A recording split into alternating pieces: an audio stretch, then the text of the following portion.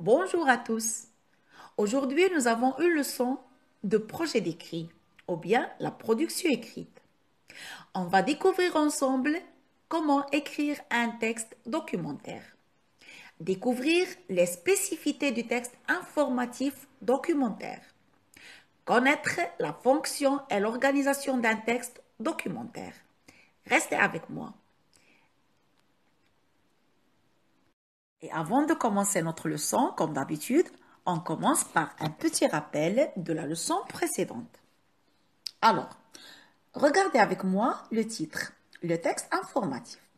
On a déjà appris que ce type-là nous donne des informations réelles sur un sujet précis. Et on a vu que le texte informatif est toujours accompagné par des illustrations. Et on a vu aussi que le texte informatif s'écrive sous une forme bien organisée. Regardez, on trouve le titre, un chapeau après, ou bien l'introduction. Après, on trouve des parties, ou bien des paragraphes, bien sûr, qui ont des sous-titres. D'accord? Donc, restez avec moi pour bien comprendre la leçon d'aujourd'hui. Et maintenant, regardez avec moi cet exemple. Regardez comment ça s'écrit, comment c'est organisé. Il y a le titre, après il y a l'introduction, bien le chapeau. Après il y a les intertitres, c'est-à-dire les sous-titres. Après on trouve des sous-parties ou bien des paragraphes qui viennent après les sous-titres. Après on trouve des documents, le premier document, le deuxième et le troisième. Regardez bien le titre, le défi de l'eau. Vous vous rappelez bien ce texte, oui ou non? On l'a déjà fait dans le manuel page 150-151. Et vous vous rappelez bien que le défi de l'eau, c'est le but essentiel de l'humanité. C'est pouvoir bénéficier de l'eau douce partout dans le monde. Et pour réaliser ce but, ou bien cet objectif, ou bien ce défi de l'eau, il faut une bonne gestion de la consommation. Ça veut dire ne pas abuser dans l'exploitation de l'eau, l'utiliser avec modération et donc ne la pas gaspiller.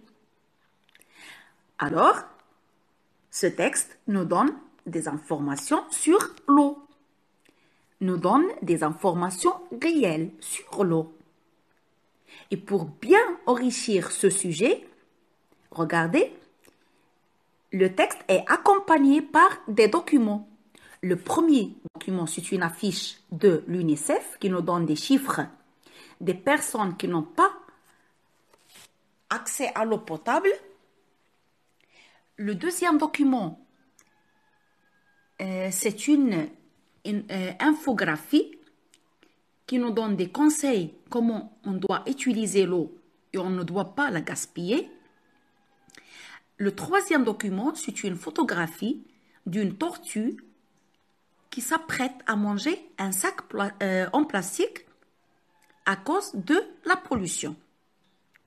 Alors, ce texte nous donne des informations réelles et des explications sur le thème l'eau. On dit c'est un texte documentaire.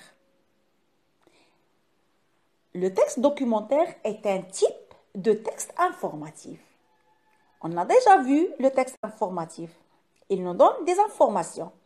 Alors, le texte documentaire est un type de texte informatif. On peut dire c'est un texte informatif documentaire. D'accord? Restez avec moi pour bien comprendre.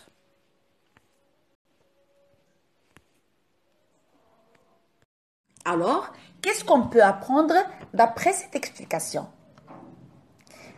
Voilà, le texte documentaire est un type de texte informatif qui nous donne des informations réelles, vraies et des explications sur un thème, ça veut dire un sujet, comme l'eau, les animaux, les plantes, etc.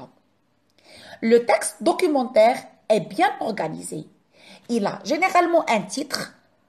il est découpé en sous-parties avec des sous-titres. Dans un texte documentaire, il y a souvent des illustrations comme des cartes, comme des schémas, photographies, qui enrichissent le texte et facilitent sa compréhension. Et pour bien comprendre, je vais vous proposer un exercice d'application en PDF. Je vais vous donner des informations sur un animal et j'ai choisi comme modèle le chat. Et je vais vous montrer comment on peut écrire un texte documentaire d'après ces informations données.